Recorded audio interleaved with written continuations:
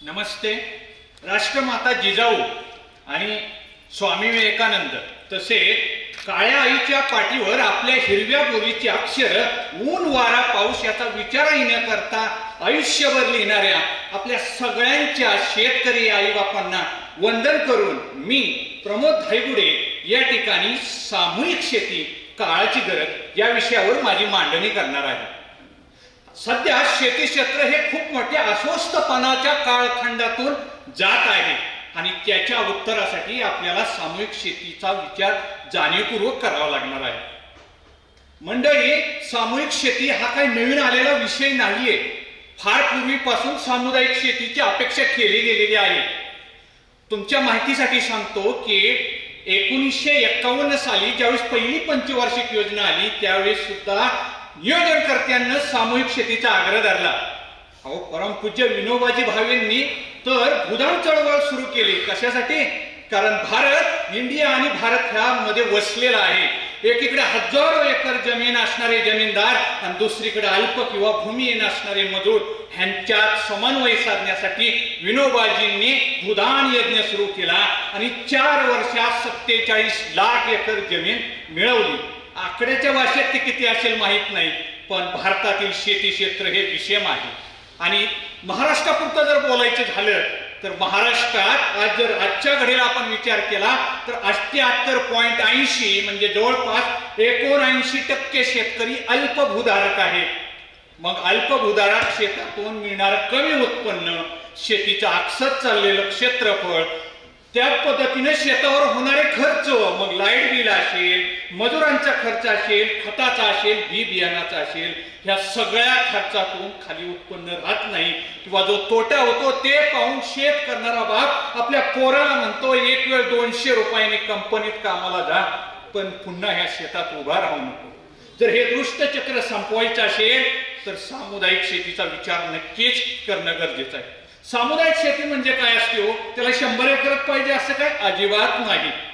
तुमच्याकडे शेती आहे त्यांनी शेती द्यावी, ज्याच्याकडे भांडवल आहे त्यांनी भांडवल द्यावं, ज्याच्याकडे विपणन कौशल्य त्यांनी विपणन कौशल्य द्यावं, ज्याच्याकडे काहीच नाही पण श्रम आहे त्यांनी श्रम द्यावं. आणि या सगळ्यांनी एकत्र येऊन विचार करावा, कोणतं पीक घ्यावं, समूह निर्णयातून घ्यावं आणि त्यातून पीक कमवावं, पीक उपजत आणावं, त्याची विक्री करावी.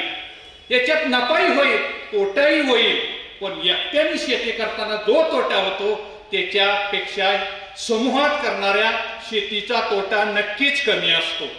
आपण सगळेजण म्हणतो की आपला शेतकरी आपला देश जगवतोय. होय, कारण ज्यावेळेस आपल्याला स्वातंत्र्य मिळालं त्यावेळेस आपण अन्नधान्यासाठी दुसऱ्या देशाकडे पाहत होतो.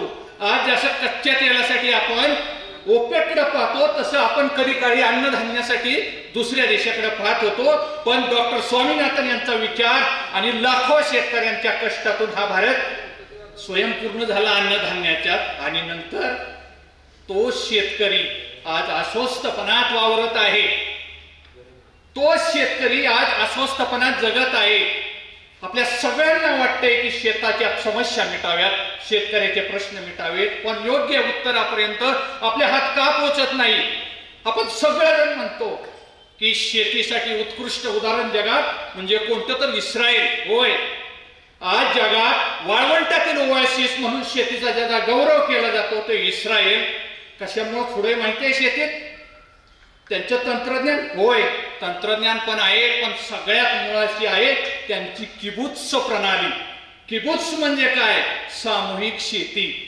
इस्रायलमध्ये कुणीही वैयक्तिक शेती करत नाही, ग्रुप एकत्र येतात, त्याला संख्येची बंधनं नाहीत आणि अख्खा देश ठरवतो आज हा गट भेंडी करेल, उद्या तो गट कांदा करेल.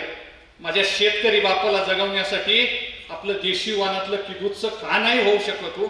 सगळ्या गोष्टीला शासनाने केले पाहिजेत असं काय आहे का? कुणीतरी बांधव म्हणलं की 100 एकर कुठून गोळा करायची? तुम्हाला उदाहरण सांगतो बंधूंनो, 25 एकरात ठाणे जिल्ह्यातील वाड्यात बटाटे शेताचा सामूहिक प्रयोग तरुण शेतकऱ्यांनी केला आणि स्वतः यशस्वी झाले. 25 एकरामध्ये.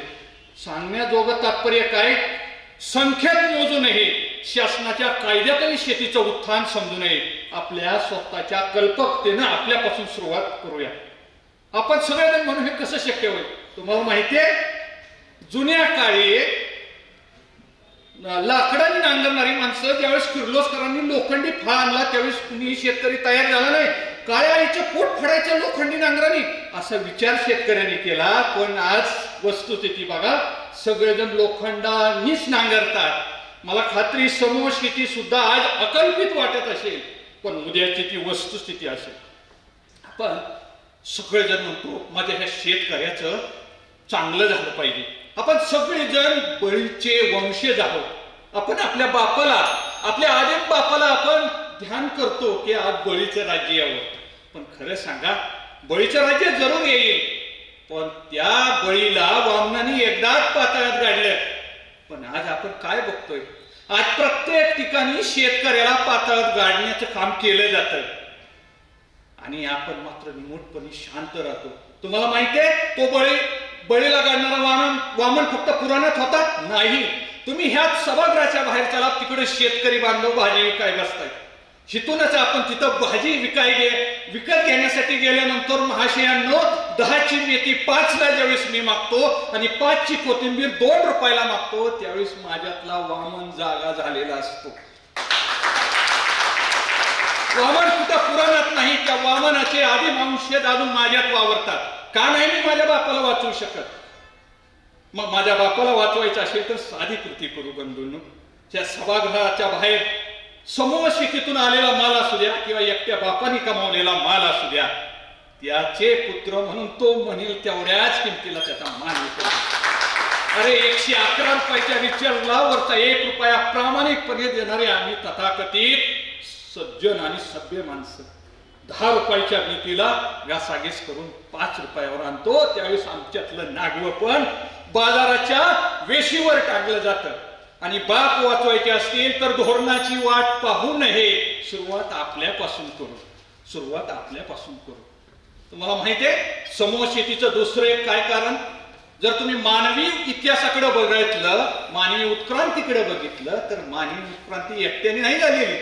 मानवी संस्कृतीचा विकास समूहातून झालेला आहे आणि समूहातून झालेल्या संस्कृतीतूनच आदिम काळापासून आजपर्यंतची प्रगती झालेली आहे.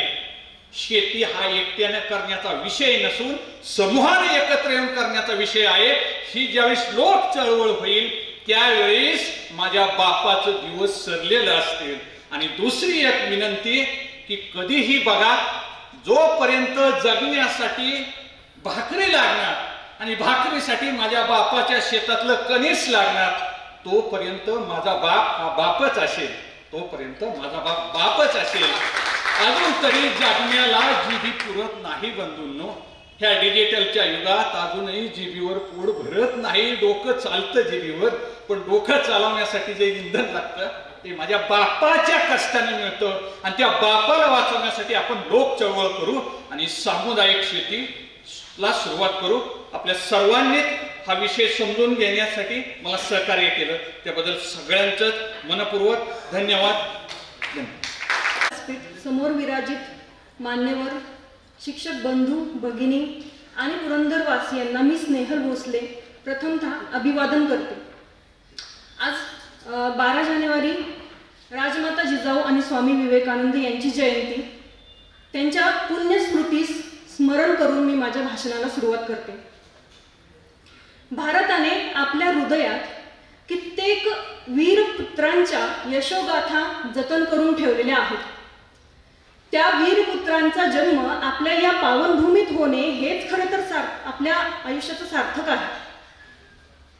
या वीरपुत्रांच्या यशोगाथा ज्यावेळी आपण ऐकत असतो त्यावेळी आपल्या अंगावरती रोमांच उभे राहत असतात. या महाराष्ट्रातही एक असाच वीरपुत्र होऊन गेला.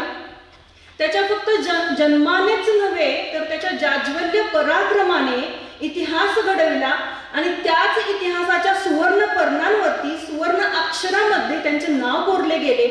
ते दुसरे कोणी नसून श्री छत्रपती शिवाजी महाराज आहेत. एव्हा ना सर्वांना माझा विषय कळलाच असेल, तर मी ज्या विषयावरती माझ्याच मत मांडणार आहे तो माझा विषय आहे माझ्या मनातील शिवस्मारक.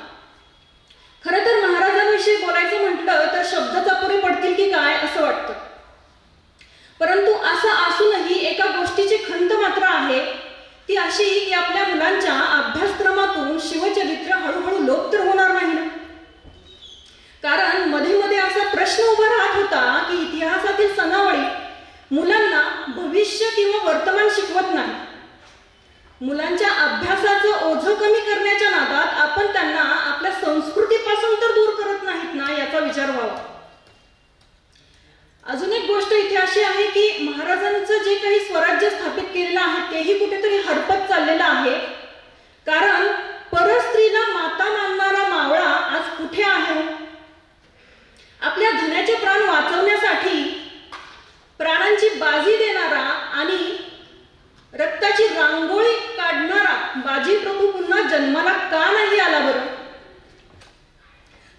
फक्त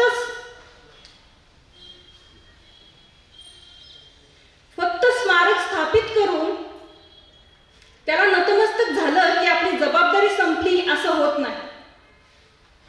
खरं तर शिवचरित्र जर जिवंत ठेवायचे असेल तर आपल्या पुढच्या पिढ्यांना पुन्हा पुन्हा शिवाजी महाराजांचा इतिहास, शिवाजी महाराजांचं पराक्रम जे काही आहे ते ऐकवले पाहिजे. ते ऐकवत असताना त्यांच्यातील अस्मिता, त्यांच्या डोळ्यातील कुतूहल हेही निहाळलं पाहिजे. बाजीप्रभू असतील, तानाजी मालुसरे असतील, यांच्या गोष्टी सांगताना त्यांच्या अंगावरती शहारे उठतात का हेही निहाळलं पाहिजे. खरं तर आपल्या मुलांमध्ये आपण आपलं भविष्य बघत असतो, परंतु ते तसं न करता त्यांना महाराजांचा एक मावळा समजा आणि त्या पद्धतीने घडवा. आजकालच्या पिढीमध्ये थोडीशी नम्रता आणि संवेदनशीलता ही कमी भासते. कारण मला असं वाटतं की आपणच त्याला कुठेतरी जबाबदार आहे. माझं मुलाचं जर पाऊल वाकडं पडलं तर मी कुठेतरी हा विचार करेल की त्याला संगत वाईट आहे की काय, आणि त्याची संगत मी दटावून त्याला बदलायला सांगेल. असं न करता त्याच्या सवंगड्यांना जर मी 2 डोस दिले, चांगले समजुतीचे डोस दिले आणि त्यांच्यात जर परिवर्तन घडवून आणले तर नक्कीच त्या ठिकाणी जे समाधान असेल ते लाख मोलाचे असेल. शिवाजी महाराज, श्री छत्रपती शिवाजी महाराज की जय म्हणताना छाती फुलून आली आणि त्या अभिमानाने छाती फुलून आली तर त्या ठिकाणी जी काही आहे इतिहासाच्या सुवर्ण पर्णांची असेल किंवा शिवविचारांची असेल जोपासना होणार आहे. शिवाजी महाराजांनी आपले आयुष्य हे फक्त अन्यायाविरुद्ध लढा देण्यासाठी खर्च केलेले आहे. आपल्या मुलांनी अंशतः जरी त्यांचे गुण घेतले तरी त्या ठिकाणी खऱ्या अर्थाने शिवस्मारक स्थापित होणार आहे. याचे एक उदाहरण सांगायचे झाले तर स्वर्गीय नामदार चंदूकाकाजी जगताप यांनी शिक्षणाची जी ज्योत ज्वलंत केलेली होती ते प्रज्वलित ठेवण्याचं काम माननीय आमदार संजयजी जगताप करत आहेत. आणि त्यांच्या मार्गदर्शनाखाली आपण सर्व शिक्षक काकांनी घेतलेला वसा पूर्ततेला नेण्याचं कार्य करत आहोत आणि ते अखंड करत राहू हे नक्की. एवढे 2 शब्द बोलून मी माझे 2 शब्द थांबवते आणि मला महाराजांच्या स्मरणार्थ काही ओळी म्हणाव्याशा वाटतात. हे हिंदू शक्ती संभूत दीप्तितम तेजा, हे हिंदू शक्ती संभूत दीप्तितम तेजा, हे हिंदू तपस्या पूत ईश्वरी ओजा, हे हिंदू श्री सौभाग्य भूतीच्या साजा, हे हिंदू श्री सौभाग्य भूतीच्या साजा, हे हिंदू नृसिंहा प्रभू शिवाजी राजा, हे हिंदू नृसिंहा प्रभू शिवाजी राजा, प्रभू शिवाजी राजा.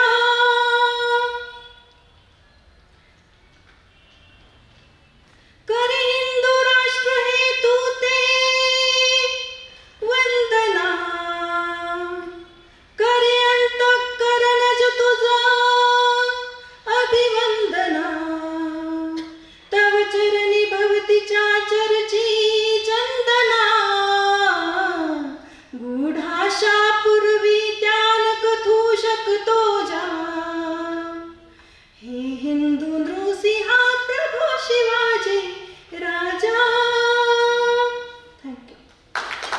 व्यासपीठ इथं समस्त उपस्थित माझ्या मित्रमैत्रिणींनो, आदरणीय पर्यवेक्षक सर्वांना मी Nilofar Inamdar Jijamata English medium school Jejuri येथून प्रथमतः अभिवादन करते आणि माझ्या विषयाची सुरुवात थोडीशी मी एका उदाहरणाने करणार आहे. जसं की आतापर्यंत मी जे भाषण ऐकलं बऱ्याचदा मला इस्रायल देशाचा उल्लेख ऐकायला मिळाला. त्याच इस्रायल देशाचे मी उदाहरण देणार आहे.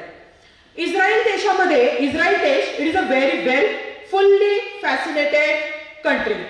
It may be into the culture, it may be into the agriculture, it may be into the education, it may be into the military. In every field it is very full fascinated. आता या देशामध्ये 2 समुद्र आहेत. एक आहे dead C, त्याचं नाव तुम्ही ऐकलेले असेल. दुसरा आहे sea of Galilee. Dead Sea नावाप्रमाणे मृत समुद्र, की जीवजंतू नाही, कोणत्या प्रकारचं प्राणी नाही, कसलं जीवन नाही. इव्हन तुम्ही सुसाईड जरी करायला गेला ना, मरणार नाही, because due to the solidity of the water. दुसरा आहे सी ऑफ गॅलिली. अतिशय सामान्य आणि इतर समुद्रासारखा तो एक सामान्य समुद्र आहे. जीवन आहे, सृष्टी आहे, सुंदरता आहे, सगळं काही त्या समुद्रामध्ये आहे. आता या दोन समुद्रामध्ये एक साम्य आहे, ते म्हणजे आहे river of Jordan. Jordan river जी पाणी दोघांना देते. पाणी तेच, नदी तीच, प्रवाह तोच, तरी सुद्धा दोघांना मिळालेलं वातावरण वेगळं. देवाने याचप्रमाणे प्रत्येकाला चान्स दिलेला आहे.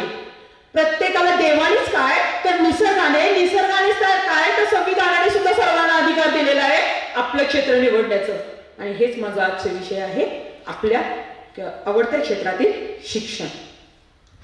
एज्युकेशन इज अ की part of societies progress and growth. म्हणजे एज्युकेशन हे खूप महत्वाचं असतं. जेव्हा एक मूल शिकतं ना, जेव्हा तो एक वेल एज्युकेशन घेतो ना, तर एक कुटुंब नाही, एक समाज नाही, तर पूर्ण देशाचा विकास होऊ शकतो.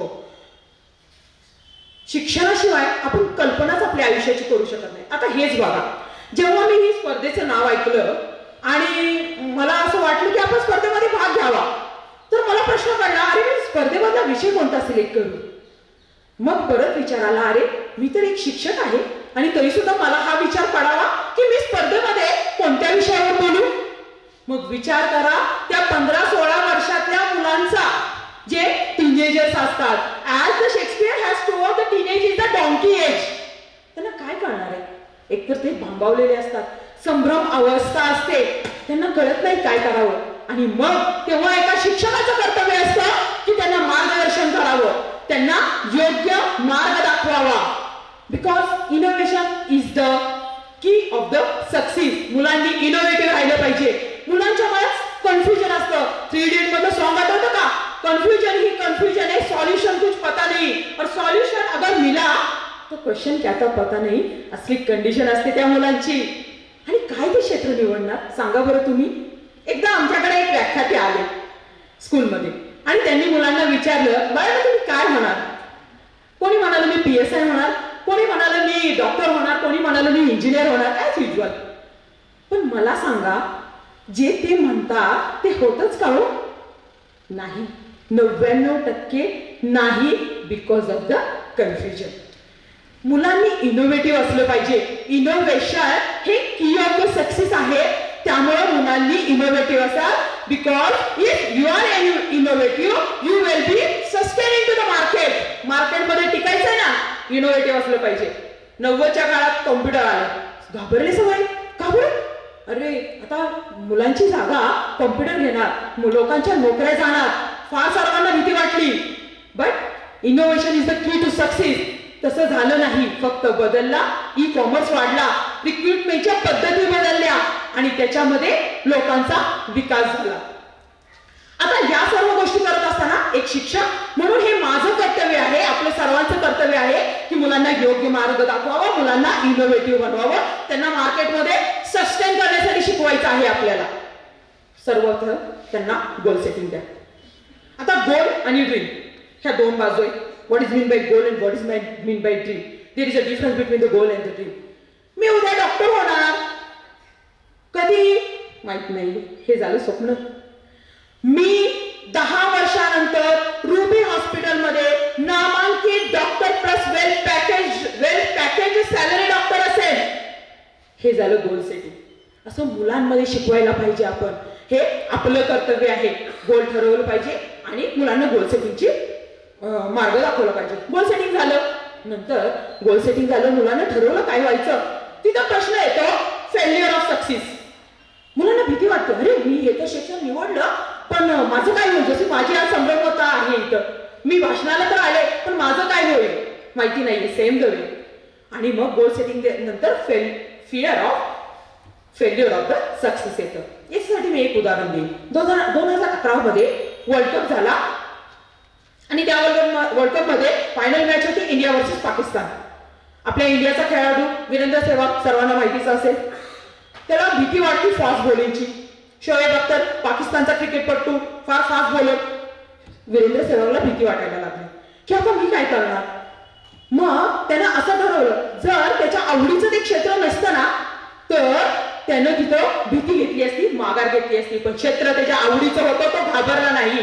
त्यानं ठरवलं तो शोएब अख्तरलाच घाबरवणार.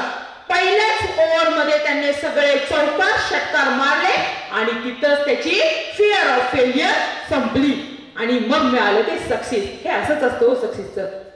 आवड असेल तर सवड मिळते, सवड मिळाली की आलेल्या प्रश्नांना उत्तरं देता येतात. आणि हे काम आपण शिक्षकांनी करायचंय की मुलांच्या मध्ये कोणत्याही प्रकारचं तू हेच कर, तू तेच कर, तुझे बाबा डॉक्टर तू डॉक्टर हो, तुझी मम्मी टीचर तू टीचर हो, नो, नका करू तसं. मुलांना ask them the question in which field you are interested, make them become their friends.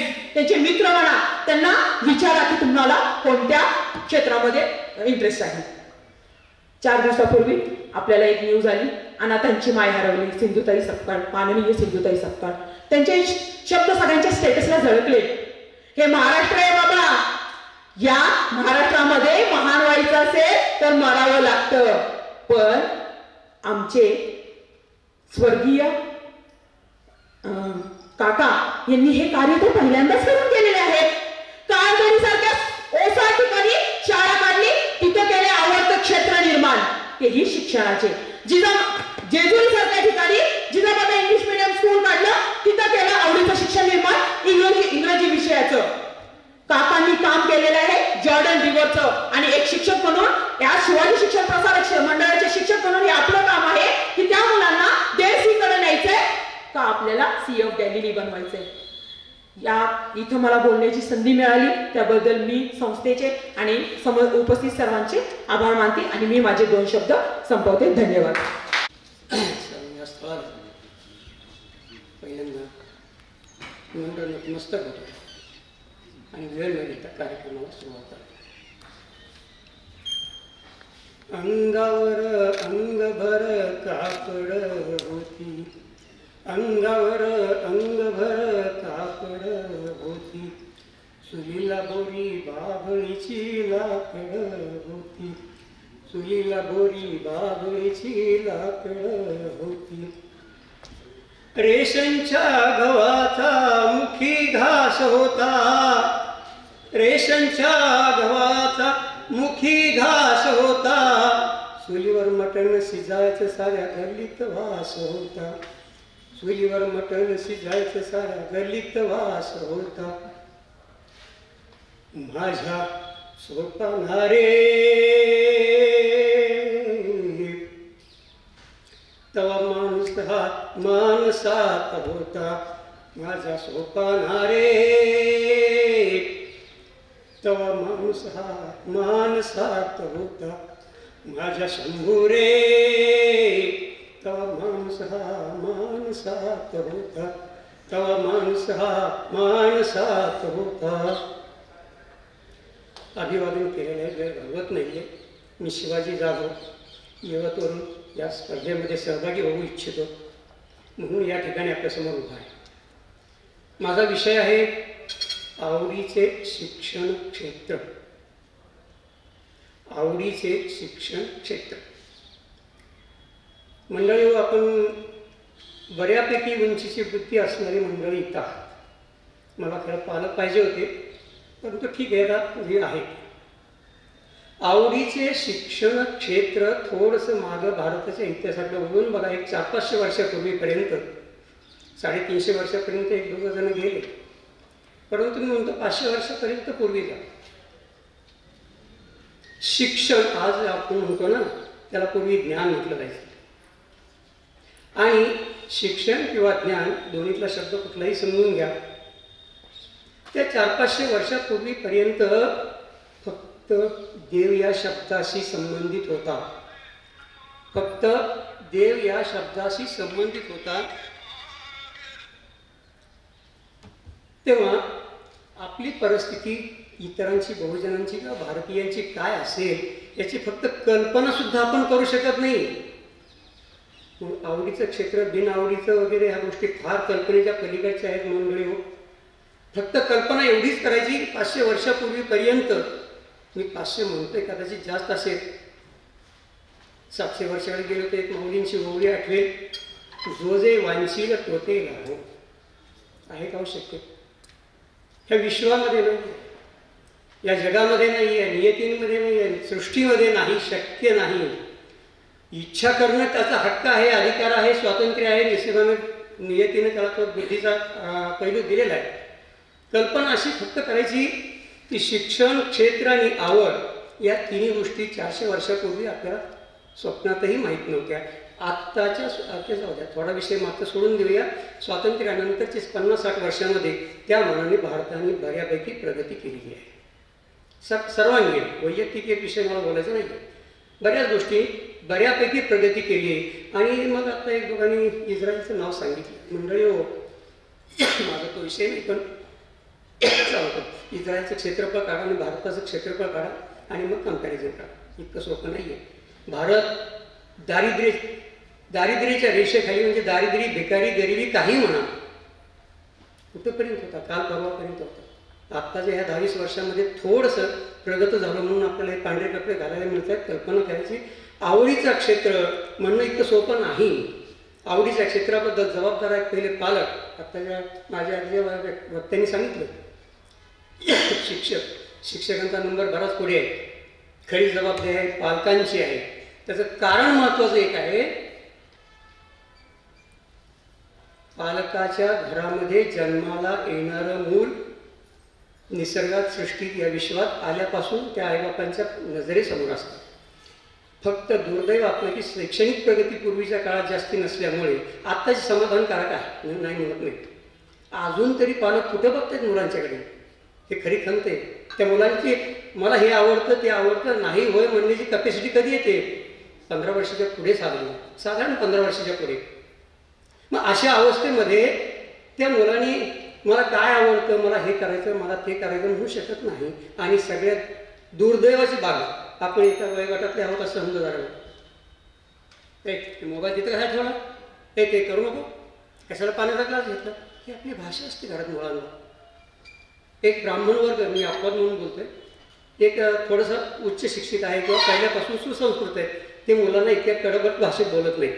पण तेवढा एक वर्ग सोडला ना तर बाकी आपली सगळ्यांची भाषा ही असते. मुलांना बोलताना कधी मायेने बोलत नाही आहे.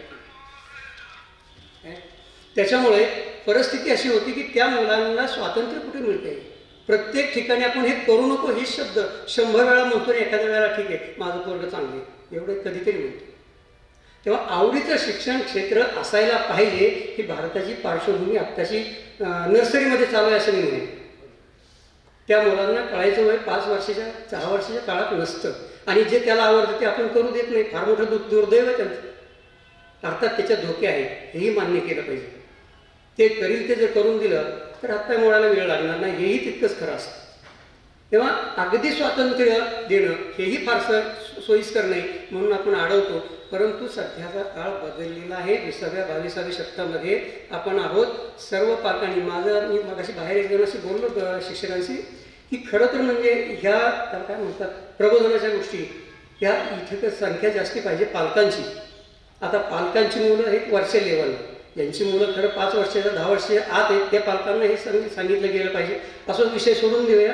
तर हे सांगत असताना त्या दुसरा एक वक्त्याने एक उल्लेख केला की देव काय देतो आपल्याला माहीत नसतं, हे माझं तत्व आहे.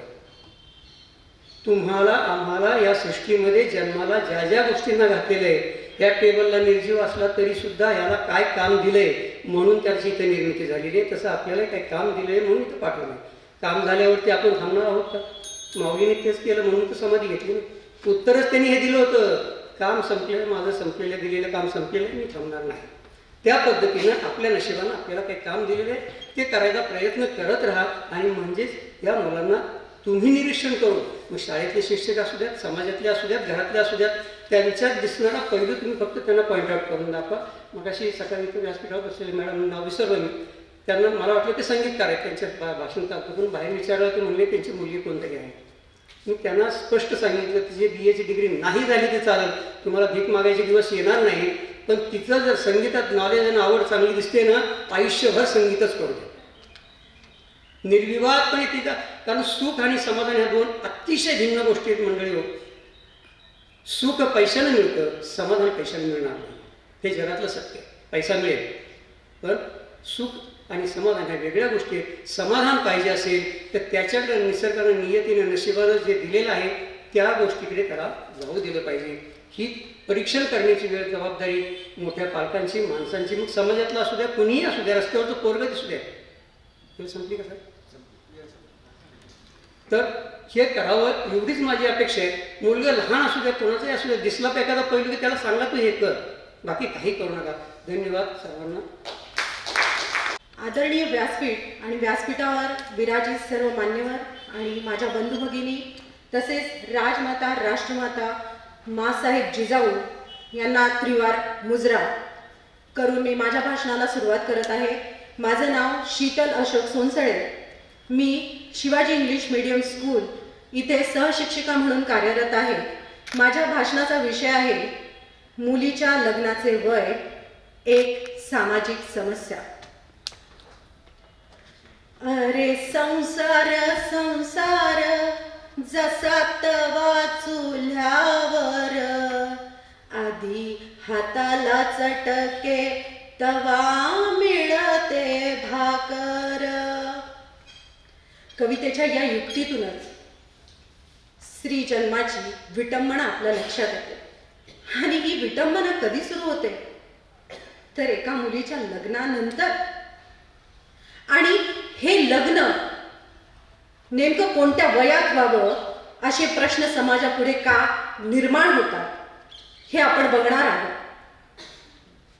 मुलगी जन्माला आली की लगेचच मुलीचे आई बाबा मुलीच्या लग्नाची तयारी सुरू करतात. म्हणजे तिच्या लग्नासाठी बचत खाते असते, काही पुंजी जमवाजमव असेल, ते तिच्या जन्मापासूनच सुरू होतं. आणि मग ती लग्नाच्या वयापर्यंत जाऊच तर तिच्या कुटुंबातील व्यक्ती तिला ऐकवत असतात, पोरी तू परक्याचं धन बरं का, पोटच्या गोळ्याला परक्याचं धन. आणि ह्याच मानसिकतेत ती मोठी होते आणि ही मानसिकता घेऊन ती जगत असते. आणि मग मुलगी 18-20 वर्षाची झाली की प्रत्येक घरात लग्नाचे गोष्टी सुरू होतात. आणि मग ती 20-25ची झाली की मग तिचे लग्न करणे गरजेचेच होऊ लागते. आणि जर ते झाले नाही तर आपला समाज, आपले नातेवाईक, समाजातील प्रत्येक घटक मुलीच्या घरच्यांवर लग्नासाठी दबाव प्रस्थापित करत असतो. का? पूर्वीच्या काळी पाळणा विवाह केले जायचे आणि या पाळणा विवाहामध्ये मुलींना पाळण्यातच लग्न करून ती जेव्हा उपवर व्हायची, जेव्हा ती उपवर झाल्यानंतर तिला नांदण्यासाठी तिच्या नवऱ्याकडे जावं लागायचं. आणि ही सगळी घटना घडत असताना त्या काळी म्हणजे 1929 मध्ये समाजामध्ये अशा 2 घटना घडल्या. डॉक्टर रखमाबाई सावे यांचा अल्पवयातच विवाह झाला होता, परंतु त्यांनी तो विवाह स्वीकारण्यास नकार दिला आणि त्यांनी खटला चालवला. आणि त्याच दरम्यान फुली मुनी दासी यांनी जो त्यांचा विवाह झाला होता अल्पवयात, तो अल्पवयातील विवाह आणि त्यांनी सासरी जाण्यास नकार दिल्या कारणाने त्यांच्या पतिदेवांनी त्यांना जबरदस्तीने लैंगिक संबंध प्रस्थापित करून त्याच दरम्यान त्यांचा मृत्यू झाला. अरे ह्या दुर्दैवी घटनेने पूर्ण समाज हेलावून गेला आणि अनेक समाज सुधारक पुढे आले आणि मुलीच्या लग्नाचे वय नेमके कोणते असावे यावर अनेक समाज सुधारक पुढे येऊन आंदोलन करू लागले. आणि या सगळ्याची दखल घेत ब्रिटिश सरकारने 1929 मध्ये चाइल्ड मॅरेज रिस्ट्रेन नावाचा ऍक्ट आणला आणि त्यामध्ये मुलीच्या लग्नाचे वय 12 ठरवण्यात आले. आणि हे मुलीचे लग्नाचे वय 12 ठरवल्यानंतर मग समाजात अशा समस्या समोर येऊ लागल्या की मुलीचे अल्पवयात लग्न झाल्यामुळे तिचा शारीरिक, मानसिक, भावनिक विकास पूर्णतः झालेला नव्हता आणि म्हणूनच ती कौटुंबिक जबाबदाऱ्या पूर्ण सक्षमपणे सांभाळू शकली नाही. आणि या दबावाखाली अनेक हत्या, घरगुती हिंसाचारातून हत्या किंवा आत्महत्या अशा गोष्टी निदर्शनास यायला लागल्या. मग त्यानंतर याच ऍक्ट मध्ये सुधारणा करण्यात आली. साधारण ही सुधारणा 1949 मध्ये ही सुधारणा करण्यात आली आणि रायसाहेब हरविलास शारदा यांनी या ऍक्ट मध्ये सुधारणा केली आणि या ऍक्टच्या दरम्यान मुलीचं लग्नाचं किमान वय 15 ठरवण्यात आलं. आणि यानंतर 1978 मध्ये पुन्हा या ऍक्ट मध्ये सुधारणा करून मुलीच्या लग्नाचे वय साधारण 18 वर्ष करण्यात आले. आता समाजापुढे मुलीच्या लग्नाच्या वयाच्या बाबतीत एवढे प्रश्न पडलेले असताना हे 18 वर्ष वय देखील योग्य आहे का हा विचार पुन्हा नव्याने सुरू झाला. 1978 ते 2018 पर्यंत हा ऍक्ट तसाच समाजामध्ये राबवला जात होता. परंतु जेव्हा गोपाळ शेट्टी यांनी लोकसभेमध्ये एक विधायक मांडलं आणि या विधायकासाठी जया मॅडमच्या अध्यक्षतेखाली एक 10 सदस्यीय टास्क फोर्स नेमण्यात आली आणि ही टास्क फोर्स केवळ 1 नाही 2 नाही तर 16 विद्यापीठांचा अभ्यास करून त्यांनी या निष्कर्षापर्यंत आणलं की मुलीच्या लग्नाचं वय 21 असावं. कारण की वय वर्ष जर 18 असेल तर ती फक्त आपले 12वी पर्यंतचे शिक्षणच पूर्ण करू शकते. ती आत्मनिर्भर होऊ शकत नाही, तिचं सबलीकरण होऊ शकत नाही. यासाठी जर मुलीला आत्मनिर्भर करायचं असेल तर मुलीचे लग्न हे 21 वर्ष असावे की जेणेकरून ती पदवीपर्यंतचं शिक्षण तिचं पूर्ण करू शकेल. आणि परंतु आता ती जेव्हा उपवर होते तेव्हा तिचं वय असतं 15-16 वर्ष आणि या 15-16 वर्षापासून ते वय वर्ष 25 पर्यंत ती मुलगी समाजामध्ये सुरक्षित आहे का हा प्रश्नही अनेक तज्ज्ञांनी त्या टास्क फोर्स समोर ठेवला.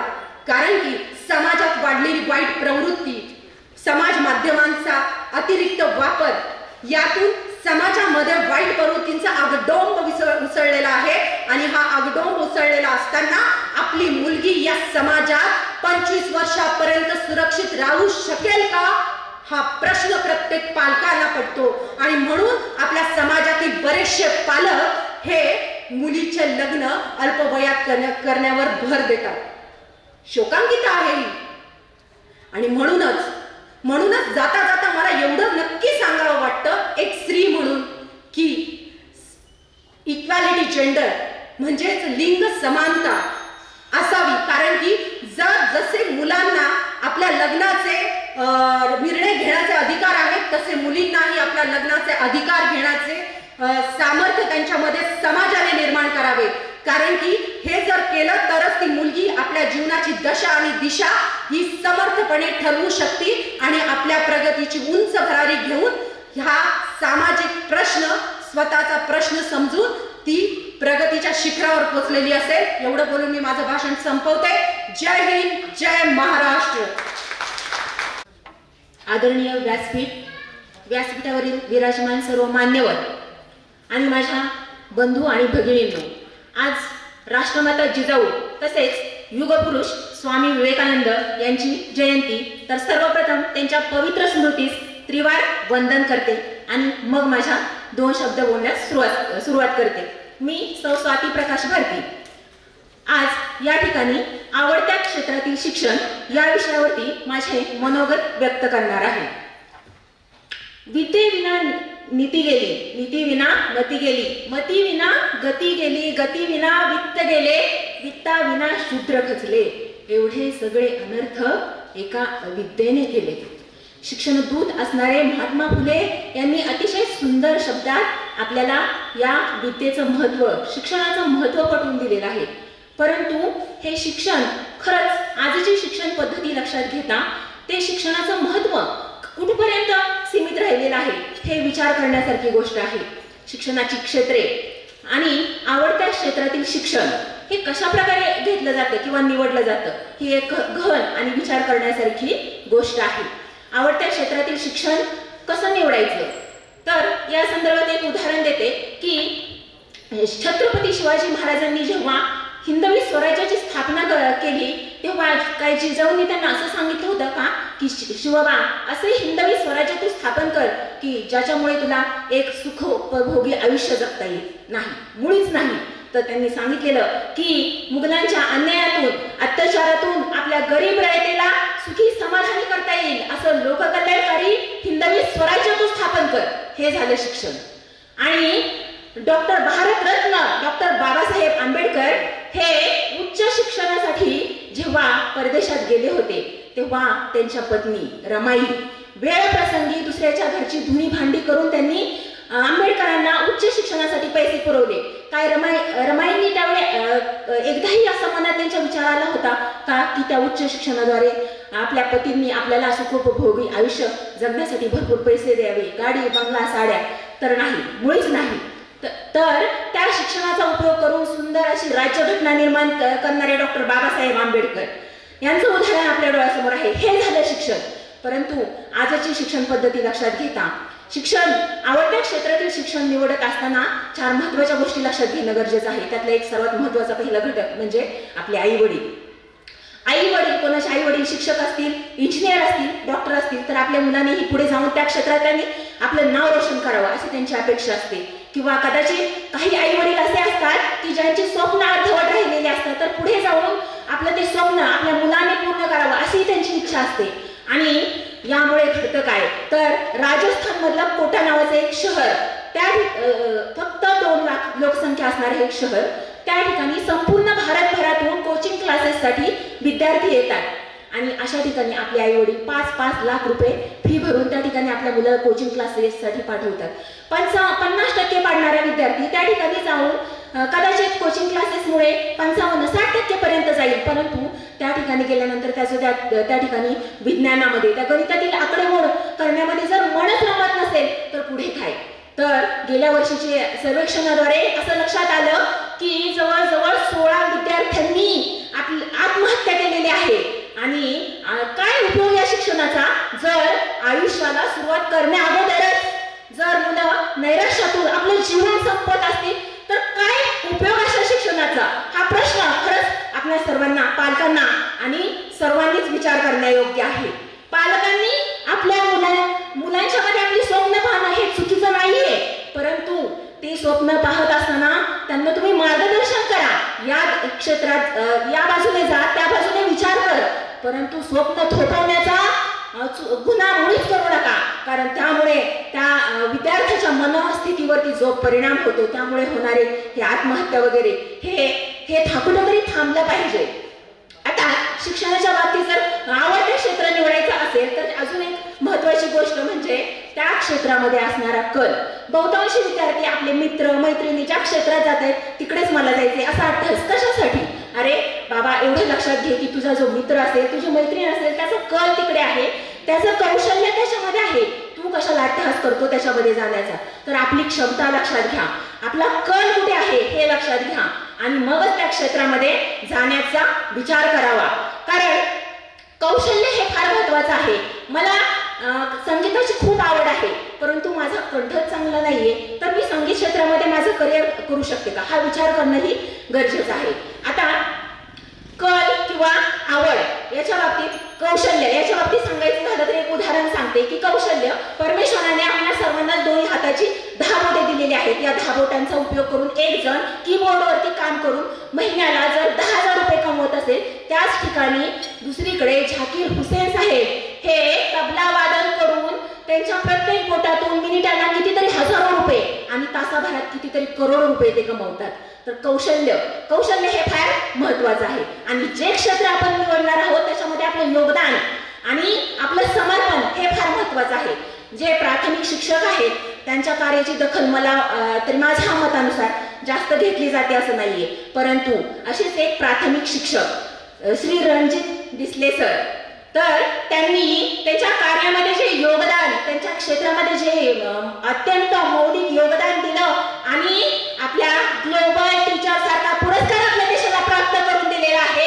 7 कोटी रुपयांचं बक्षीस प्राप्त करून दिलं. हे झालं कार्यातलं योगदान. तर कोणतंही क्षेत्र निवडा, परंतु त्याच्यामध्ये आपलं योगदान आणि समाजाचं आणि राष्ट्राचं आपण काहीतरी देणं लागतो या गोष्टीचा विचार हा नक्कीच केला पाहिजे. मग ते कोणतंही क्षेत्र असू दे, परंतु ही गोष्ट मात्र प्रत्येकाने लक्षात ठेवलीच पाहिजे. एवढे बोलून मी माझे 2 शब्द संपवते. धन्यवाद. जय हिंद, जय महाराष्ट्र.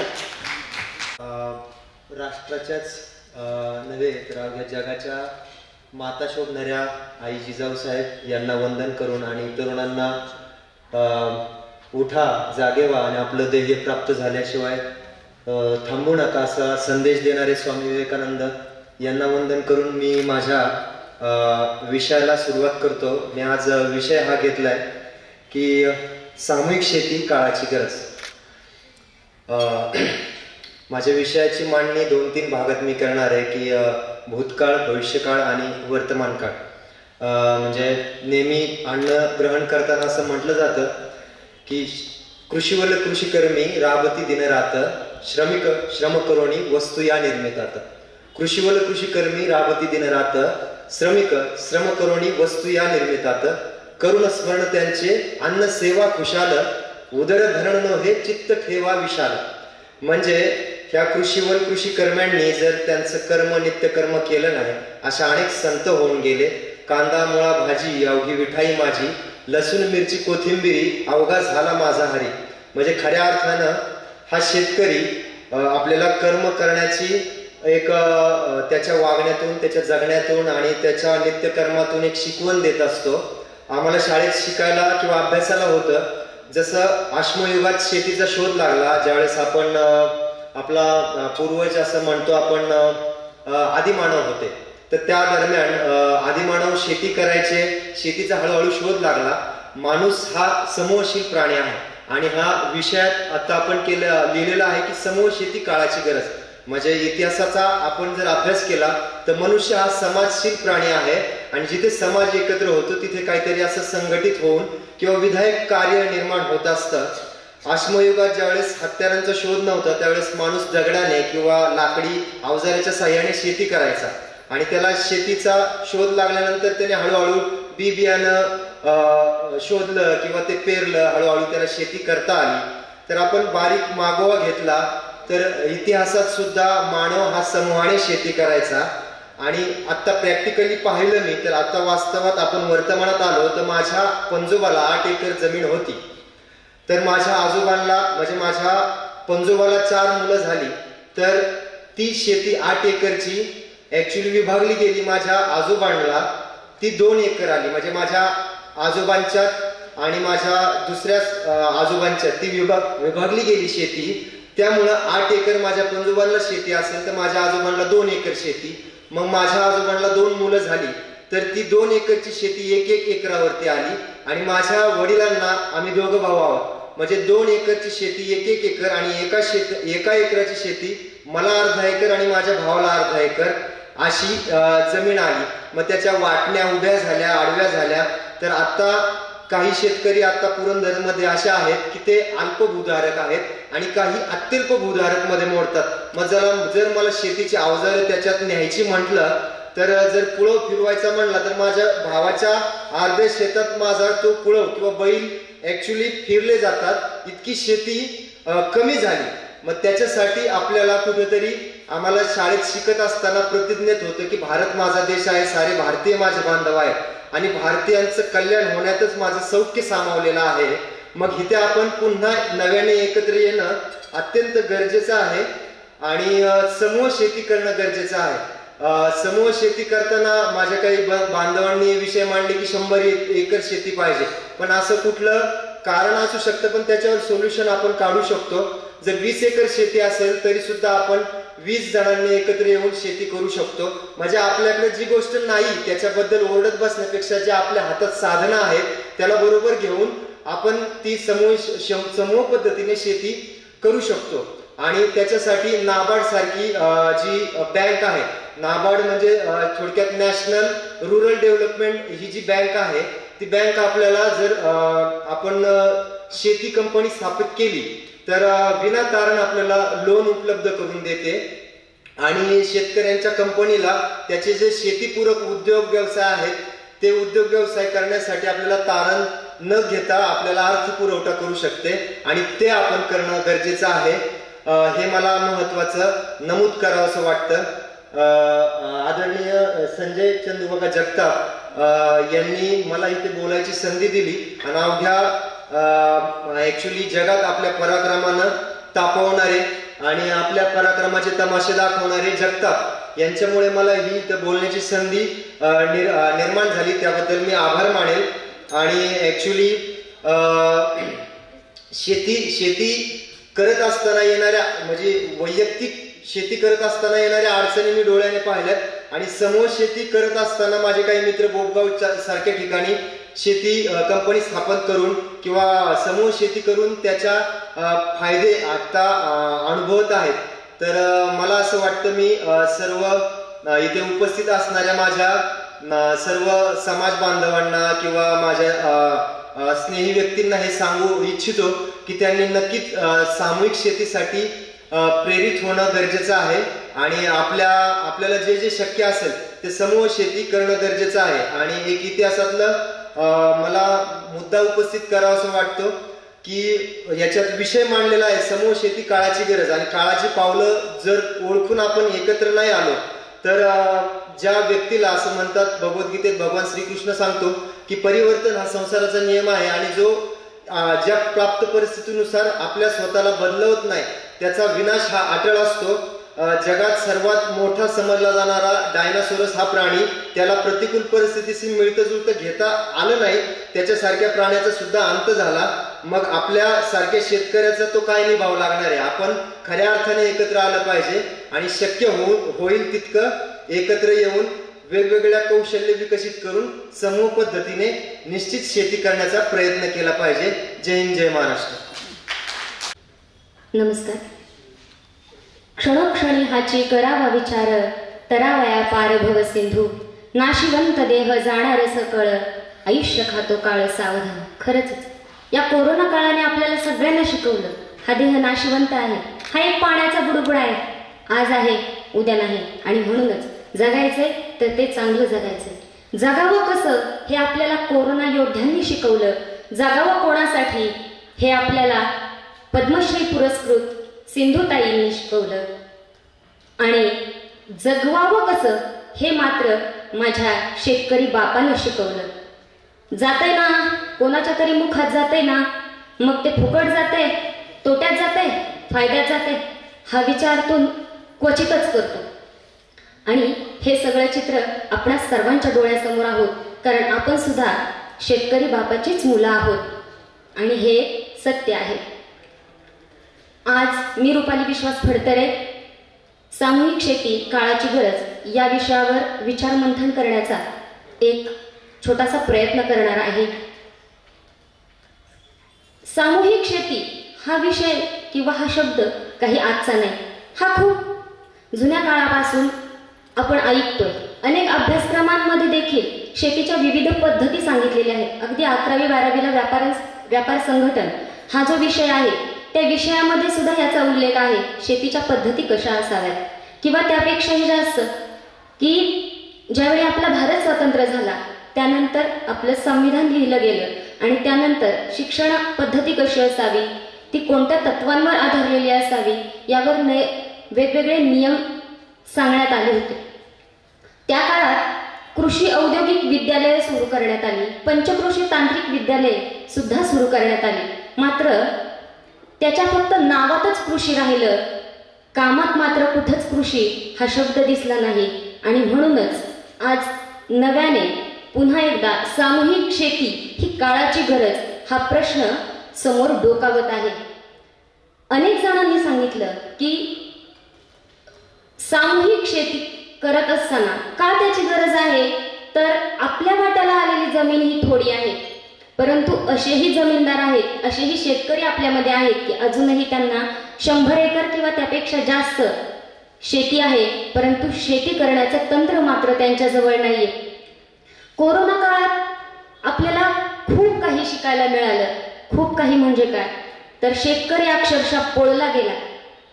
उन्हातान्हात गवारीचं पीक तोडायचं आणि ते मात्र व्यापाऱ्यांना निघून 20 रुपये 15 रुपये किलोने विकायचे आणि हे घाऊक व्यापारी मात्र किरकोळ व्यापाऱ्यांना ते 25-30 किलोने विकणार किंवा त्यापेक्षाही जास्त. आणि किरकोळ व्यापारी देखील जीवावर उदार होऊन ते प्रत्यक्ष घेताना ग्राहकाला अगदी 80 ते 100च्या किलोने मिळालेला आहे. मग इथं शेतकऱ्याला बियामध्ये मिळाली का फायदा, किंवा त्याच्यामध्ये काही कन्सेशन मिळालं का? नाही मिळालं. गवारीचं बी जर 100 रुपये किलो असेल, जर 100 रुपये किलो असेल तर त्याला 100 रुपये मोजावेच लागतात. परंतु ते विकत असताना मात्र 20 रुपये पावशेर म्हणजे 20 रुपये पावशेरच असा भाव नाहीये, तर तो बदलला जातो. 10 रुपये तर 10 रुपये, 5 रुपये तर 5 रुपये आणि कधी कधी तर फुकट सुद्धा. ही दयनीय अवस्था आज आपण पाहत आहोत. का? कारण माझ्या शेतकरी बापाला आजही सामूहिक शेती किंवा शेतीच्या ज्या पद्धती आहेत आधुनिक पद्धतींचा तो अभ्यास करत नाही. आज सुशिक्षित वर्ग शेतीकडे वळतोय, ही अतिशय आनंदाची बाब आहे.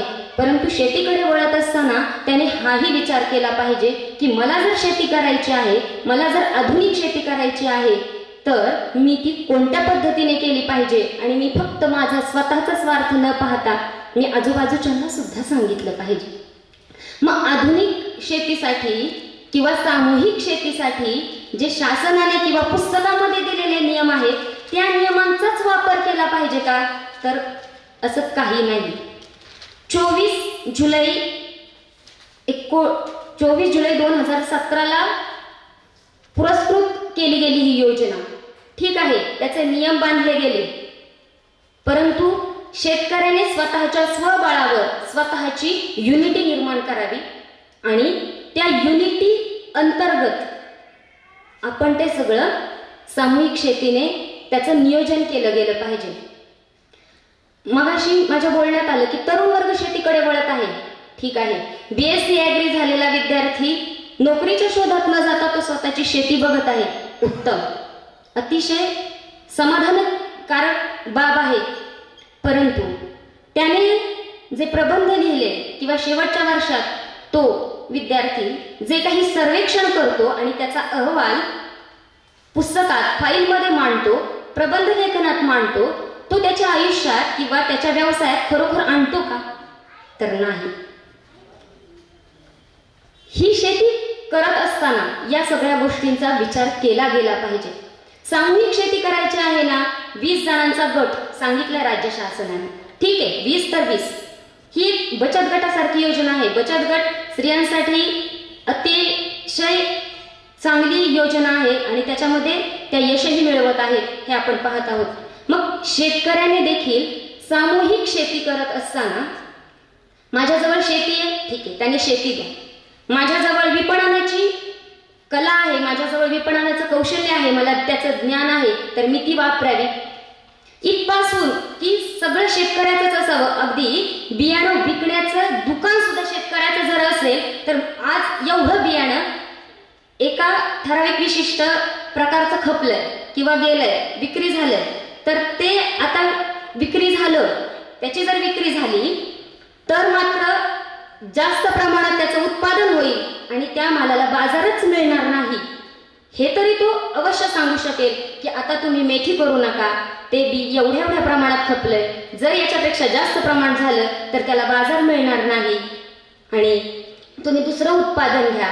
तुम्ही पूर्व पट्ट्यात राहता तर तुम्ही वेगळ्या प्रकारचं पीक घ्या. तुम्ही पश्चिम भागात राहता तर तुम्ही पश्चिम म्हणजे त्या पट्ट्यात जास्त पावसाचं प्रमाण आहे तर त्या पट्ट्यात कोणतं पीक येतं याचं मार्गदर्शन सुद्धा तो दुकानदार त्यांना करणार आहे. कारण दुकानदार कोणीही होत नाही, त्याच्याकडे विशिष्ट प्रकारची डिग्री असते, नॉलेज असतं, ज्ञान असतं आणि तेव्हाच त्याला दुकान खोलण्याची परमिशन असते. म्हणजेच काय की सामूहिक शेती जर शेतकऱ्याने केली तर तो कधीच रडवेल्या तोंडाने राहणार नाही आणि आजपर्यंत जगाचा पोशिंदा म्हटलं जाणारा शेतकरी स्वतःचं घर सुद्धा चांगल्या प्रकारे पोसू शकेल. कित्येक वर्ष मला टोमॅटोत फायदा होतो, 1 वर्ष शेतकऱ्याला फायदा होतो टोमॅटोत, याला फायदा झाला म्हणून तो दुसऱ्याला होईल म्हणून शेतकरी सगळे टोमॅटोच करतात. फायदा कोणाचाच होत नाही, तोटाच तोटा आणि मग लाल चिखल डोळ्यासमोर येतो. हे टाळायचं असेल आणि शेतकऱ्याला जर खऱ्या अर्थानं समाधानात जगायचं असेल तर त्याने सामूहिक शेती अवलंबली पाहिजे. आणि जाता जाता एवढंच सांगावंसं वाटतं आयोजकांना की त्यांनी हा विषय फक्त वक्तृत्वापुरता न ठेवता याच्याविषयी जनजागृती ही आज खरंच काळाची गरज आहे. आणि मी विनम्र म्हणजे खूप नम्रतेने सांगू इच्छिते की हा विषय वरतीपर्यंत नक्की जाईल की